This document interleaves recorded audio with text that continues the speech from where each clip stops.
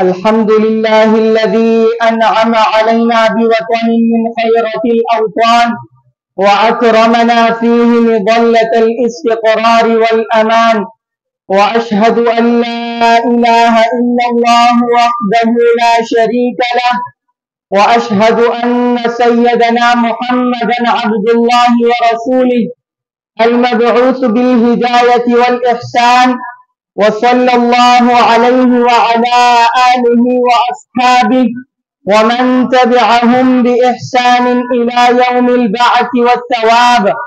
أما بعد، أيها الإخوة، لقد أكرمنا الله تعالى بالعيش في دولتنا الغالية باكستان، حياتنا فيها مستقرة وخيراتها وفيرة، مساجدها ومدارسها منارة، ومبانيها حضارة، ومجدها في ارتقاء وزيادة، نشتاق إليها وننعم في ظلالها. نعم، يجب علينا شكرها، فالشكر قيد النعم المفقودة وصيد النعم المفقودة، كما قال تعالى: وإذ تأذن ربكم لئن شكرتم لأزيدنكم.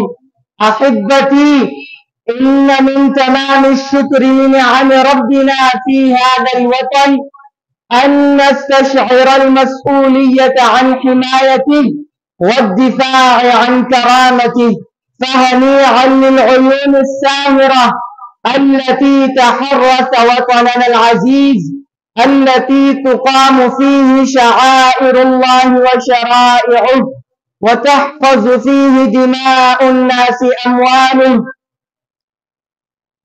وأخيرا، أسأل الله تعالى أن نثبت أجر المدافعين عن باكستان،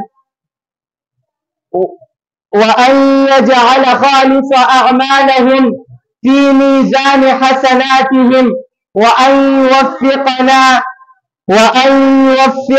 لخدمته. والسلام عليكم ورحمة الله وبركاته.